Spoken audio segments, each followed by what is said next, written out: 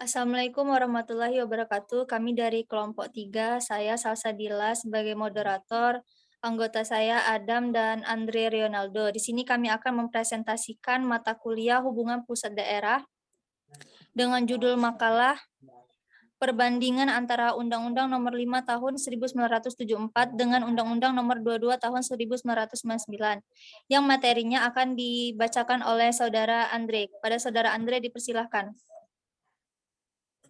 Baiklah, untuk bab 1, pendahuluan.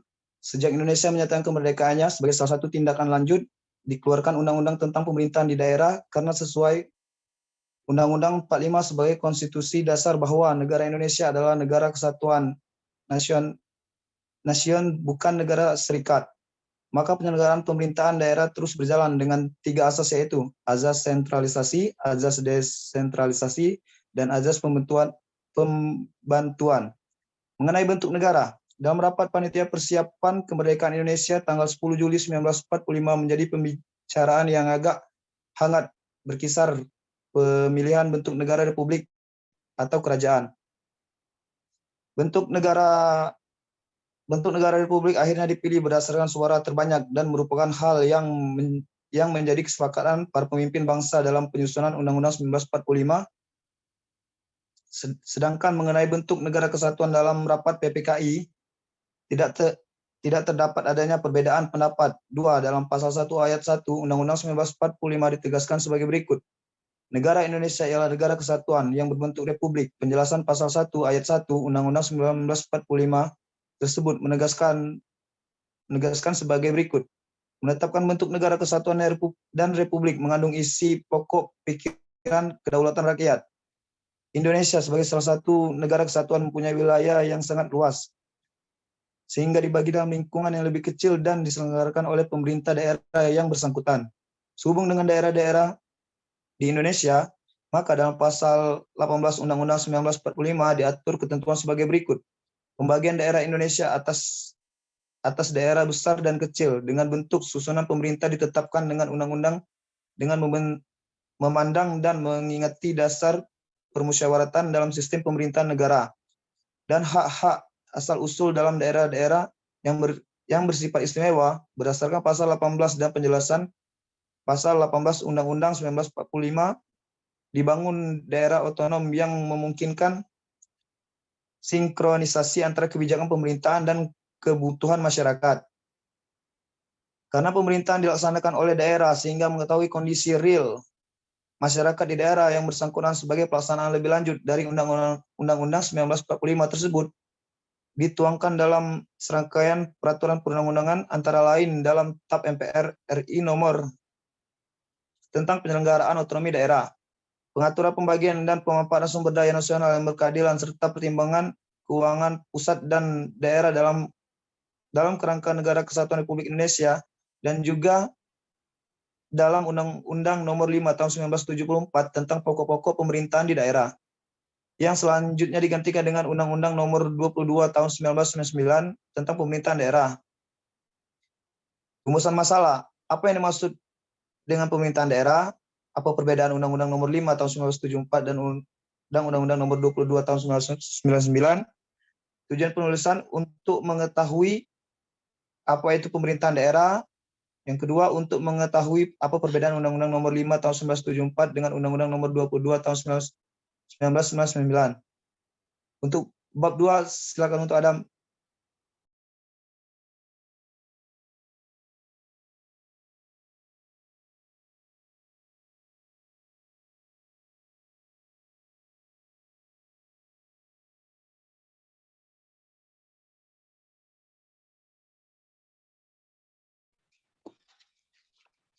Baiklah, saya akan melanjutkan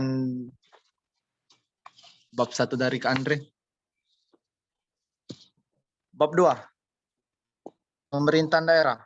Indonesia merupakan negara kesatuan di mana konsep negara kesatuan memiliki arti bahwa negara kesatuan adalah suatu negara yang tidak mempunyai kesatuan-kesatuan pemerintahan yang mempunyai kedaulatan. Hubungan pusat dan daerah dalam negara kesatuan menarik untuk dikaji karena kelaziman negara yang berbentuk kesatuan pemegang otoritas pemerintahan adalah pusat. Atau dengan kata lain, kekuasaan bertumpu di pusat pemerintahan. Otonomi daerah merupakan esensi pemerintahan desentralisasi. Otonomi bermakna membuat perundang-undangan sendiri. Di dalam otonomi, hubungan antara pusat dan daerah antara lain bertalian dengan cara pembagian urusan penyelenggaraan pemerintahan atau cara menentukan rumah tangga daerah.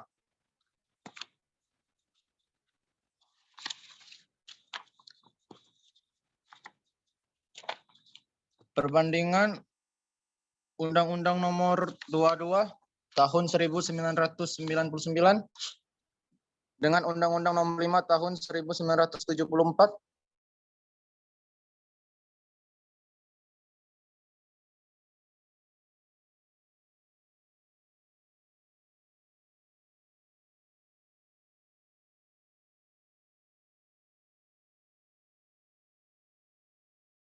Pokok-pokok pemerintahan di daerah.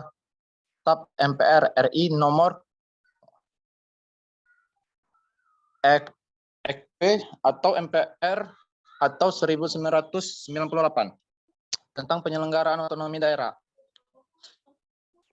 Perbedaan undang-undang sebelumnya yang memisahkan antara undang-undang pemerintahan daerah dan undang-undang pemerintahan desa.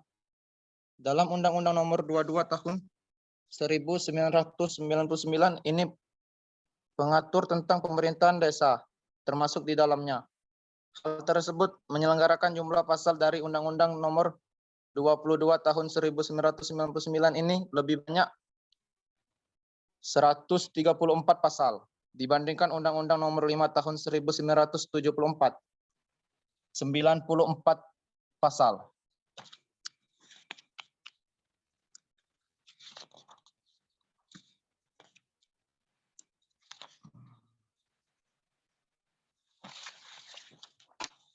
Prinsip otonomi daerah pada tahun 1900 pada Undang-Undang Nomor 22 Tahun 1999 selain nyatanya dan bertanggung jawab juga dilengkapi dengan memberikan kewenangan yang luas bagi daerah. Bahkan hal tersebut diletakkan pada urusan pertama pertanda merupakan prioritas utama dalam prinsip otonomi daerah. Dalam Undang-Undang Nomor 22 Tahun 1999. Bila kita bandingkan dengan Undang-Undang Nomor 5 Tahun 1974, Undang-Undang Nomor 22 Tahun 1999 memuat beberapa perubahan yang bersifat mendasar. Hal-hal yang sangat mendasar adalah mendorong untuk memperdayakan masyarakat, menumbuhkan prakarsa dan kreativitas, meningkatkan peran dan fungsi DPRD. Hal itu merupakan konsekuensi logis dan diberikan otonomi yang luas pada daerah.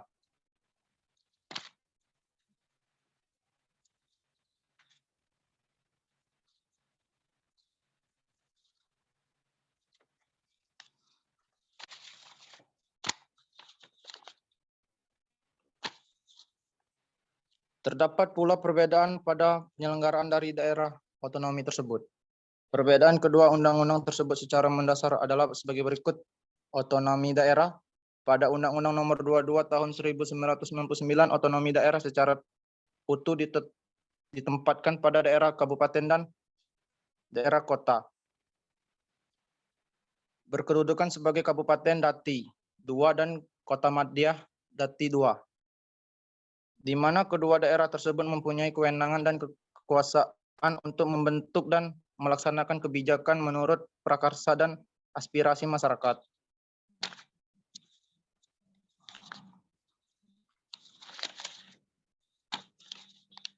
Desentralisasi. Pada Undang-Undang Nomor 22 Tahun 1999, asas desentralisasi yang dianut adalah penyelenggaraan wewenang pemerintahan oleh pemerintahan kepada kepala daerah otonomi, kecuali wewenang dalam bidang politik, luar negeri, pertahanan keamanan, peradilan, moneter, dan fiskal atau agama, serta kewenangan bidang lainnya yang akan ditetapkan dengan Peraturan Pemerintahan 31 bahkan berdasarkan Undang-Undang Nomor 44 Tahun 1999, kewenangan agama telah diberikan pada DI Aceh.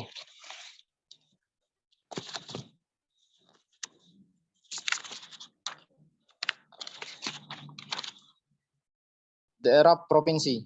Pada Undang-Undang Nomor 22 Tahun 1999, daerah provinsi mempunyai kedudukan sebagai daerah dan sekaligus sebagai wilayah administrasi yang melaksanakan kewenangan pemerintahan pusat yang diselenggarakan kepada gubernur daerah provinsi, bukan merupakan pemerintahan atas dari daerah, kabupaten, dan kota, sehingga tidak mempunyai hubungan hierarki sebagai daerah otonomi. Otonomi bagi daerah provinsi diberikan secara terbatas.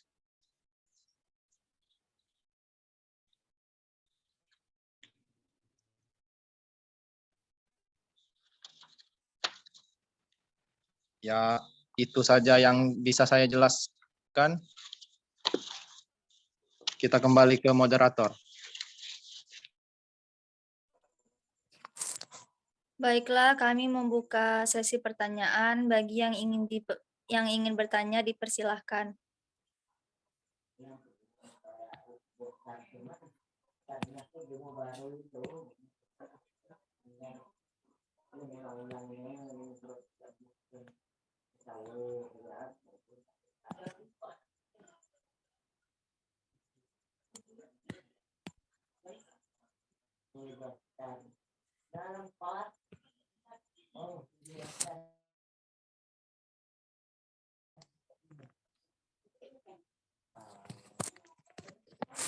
Tiara, ada yang mau ditanyakan?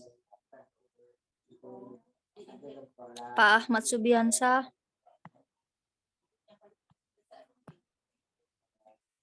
Pak Mas Agus, sebagai host, ada yang mau ditanyakan?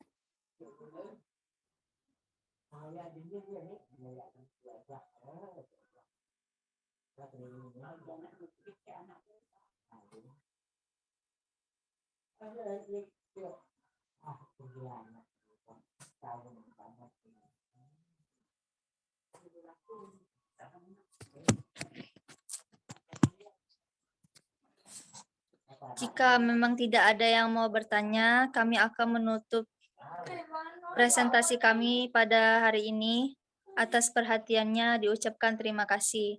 Wassalamualaikum warahmatullahi wabarakatuh.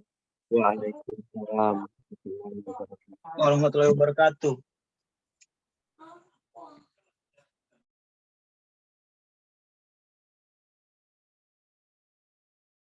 Mana para pelaku dari lembaga eksekutif bekerja serta bertanggung jawab langsung kepada para parlemen. Di dalam sistem pemerintah parlementer, lembaga parlemen mempunyai peran yang sangat penting dalam pemerintahan negara tersebut. Selain itu, lembaga parlemen juga memegang kekuasaan tertinggi serta memiliki hak kewenangan yang besar dalam mengawasi kebijakan serta program kerja yang dilaksanakan oleh pelaku-pelaku lembaga eksekutif. Berikut ini ciri-ciri pemerintah parlementer. 1. Perdana Menteri sebagai kepala pemerintah. 2. Kabinet dibentuk dan bertanggung jawab kepada parlemen. 3. Kabinet dibentuk sebagai suatu kesatuan dengan tanggung jawab kolektif dan di bawah Perdana Menteri. Kabinet mempunyai hak konstitusional untuk membubarkan parlemen sebelum periode kerjanya berakhir. Setiap anggota kabinet adalah anggota parlemen yang terpilih. Kepala pemerintah yaitu Perdana Menteri tidak dipilih secara langsung oleh rakyat. Adanya pemerintah yang tegas antara kepala negara dengan kepala pemerintah. Kelebihan sistem parlementer. 1. Pembuatan kebijakan bisa ditangani secara cepat karena mudah terjadi penyesuaian pendapat antara eksekutif dan legislatif. Yang kedua, garis tanggung jawab dalam bentuk dan pelaksanaan kebijakan publik yang sifatnya jelas. Untuk yang ketiga, pengawasan yang kuat dari parlemen terhadap kabinet sehingga kabinet bersikap hati-hati dalam menjalankan pemerintahan. Kelemahan dalam sistem parlementer.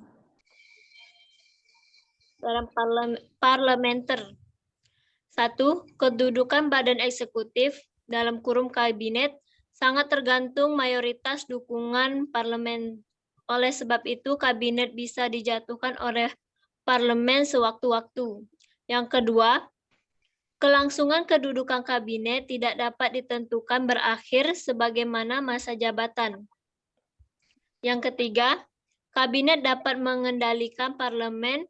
Hal ini akan terjadi jika para anggota kabinet adalah anggota parlemen yang berasal dari partai mayoritas.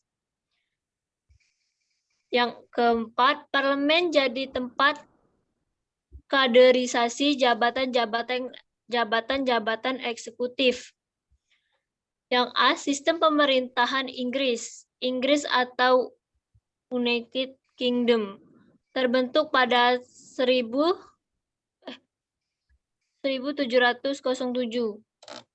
dengan kawasan wilayah meliputi England, Wales, dan lain-lain.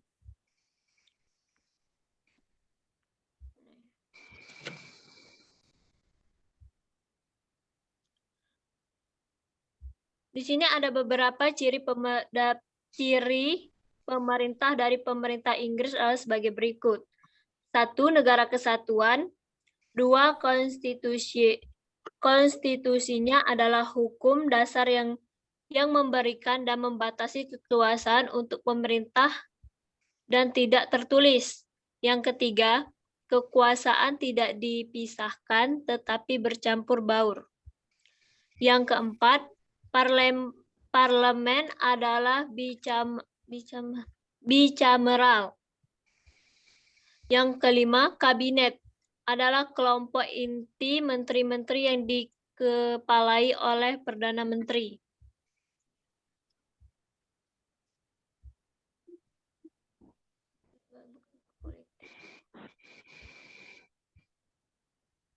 Langsung ke B, sistem pemerintah Singapura.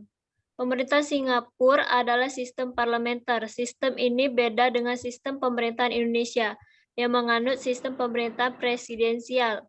Singapura merupakan negara demokrasi yang sistem pemerintahannya parlementer. Sistem pemerintahan Singapura adalah sistem demokrasi parlementer dengan model Westminster. Yang bentuk negara Singapura adalah parlementer demokratis perwakilan. Berikut penjelasan tentang badan legislatif, yaitu yudikatif dan eksekutif di Singapura. Lembaga eksekutif di Singapura, yaitu sistem pemerintah Singapura yang berupa parlementer mewujudkan Perdana Menteri yang hadir sebagai pemegang kekuasaan eksekutif. Perdana Menteri ditunjuk oleh Presiden sendiri dan memimpin kabinet yang bertanggung jawab dan kolektif kepada parlemen. Presiden dalam pengangkatan menteri akan berdasarkan rekomendasi dari Perdana Menteri. Yang kedua, lembaga eksekutif di Singapura.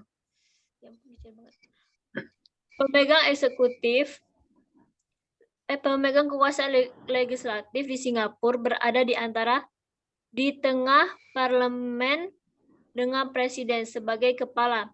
Tugas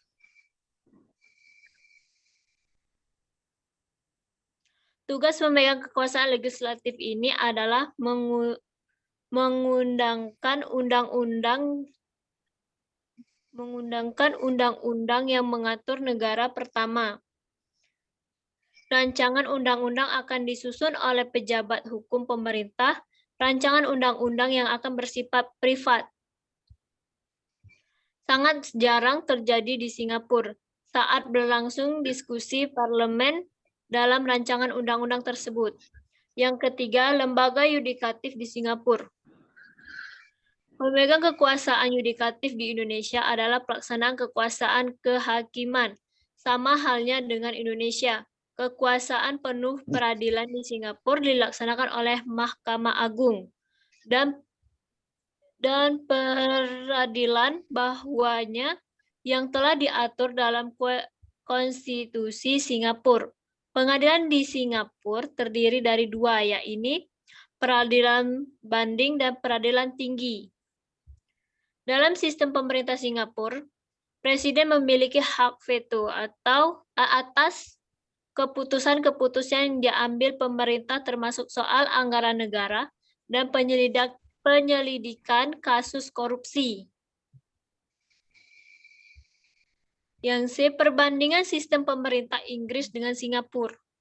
Sistem pemerintah di Singapura mirip dengan Inggris. Presiden ibaratkan Ratu Inggris yang hanya sebagai jabatan seremonial. Namun, Presiden diberi kehormatan sebagai pemegang keputusan kunci di Singapura. Dalam sistem politik Singapura, Perdana Menteri adalah pemegang kekuasaan pemerintahan, sama persis dengan apa yang terjadi pada sistem pemerintahan Inggris. Sistem pemerintahan Inggris sejak abad ke-9 menggunakan sistem pemerintahan monarki, yang mana merupakan sistem pemerintahan tertua dan kemudian berganti menjadi monarki konstitusional sejak abad ke-17, di mana kepala negara adalah seorang ratu atau raja yang diangkat sesuai dengan garis keturunan. Kepada pemerintah seorang Perdana Menteri, sedangkan Singapura menggunakan sistem pemerintah yang berbentuk republik parlementer, di mana Singapura memiliki kepala negara, seorang presiden yang dipilih melalui pemilihan umum oleh rakyat, dan kepala pemerintahan seorang Perdana Menteri. Yang bab 3, penutup atau kesimpulan. Setelah pembahasan yang telah disampaikan pada bab sebelumnya, hal yang dapat disimpulkan dalam makalah ini adalah sebagai berikut. 1. Pemerintah menjadi pokok berdirinya suatu negara. 2. Negara Inggris dan negara Singapura sama-sama menganut sistem pemerintah parlementer, tetapi dengan bentuk pemerintah yang berbeda, di mana Inggris menggunakan bentuk pemerintah monarki konstitusional, sedangkan Singapura bentuk republik parlementer. 3. Negara Inggris dan negara Singapura sama-sama memiliki Perdana Menteri yang menjadi kepala pemerintah. dan menjalankan kekuasaan eksekutif.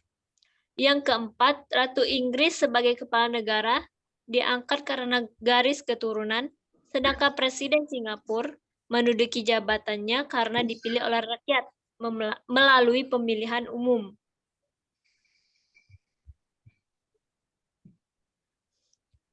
Lima, Ratu Inggris menduduki jabatan kepala negara tanpa ada batas waktu, sedangkan Presiden Singapura memiliki batas waktu jabatan selama 6 tahun.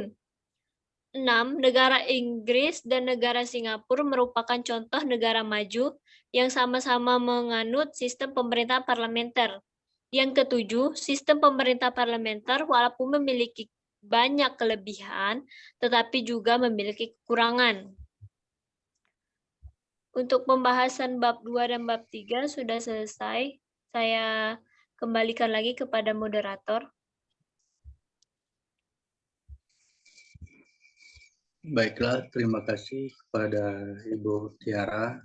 Di sini maka kita lanjutkan ke sesi tanya jawab. Mungkin kami persilakan kepada kelompok lain ataupun rekan-rekan teman di sini yang ada ingin ditanyakan, kami persilakan.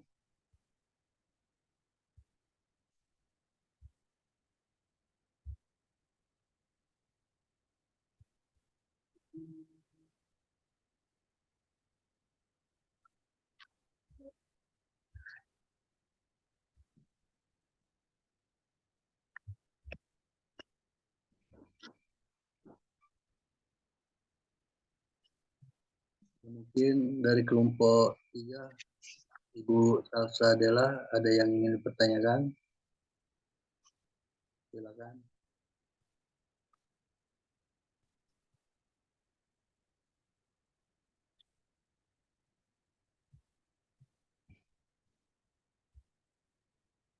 Bapak Ahmad Supandi, Subiansa, mungkin yang ada yang ingin pertanyakan, silakan. Kosong, Mbak. Mungkin kalau tidak ada pertanyaan, maka presentasi kita akhiri aja ya. Kalau yang ingin pertanyaan, silakan pertanyakan.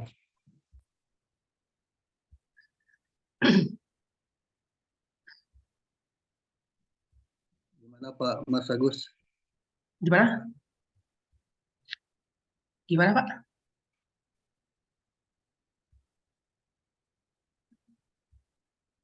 Ibu Tiara, gimana? Gimana Pak? Gimana, Pak? Gimana ini? Tidak ada pertanyaan, mungkin kita tutup aja ya. Selesai.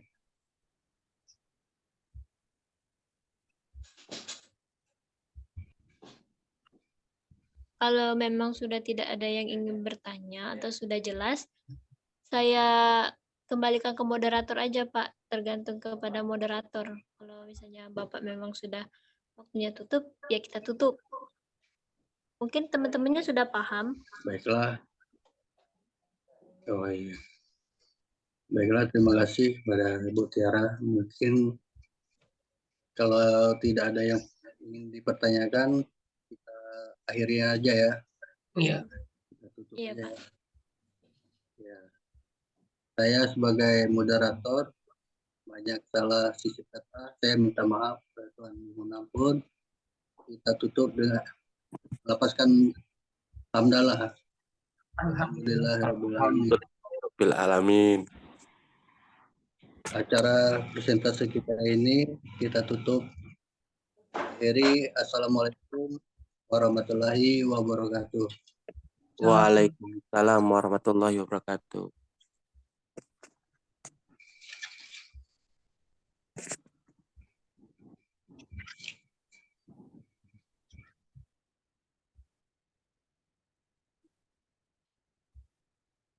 Sudah ya?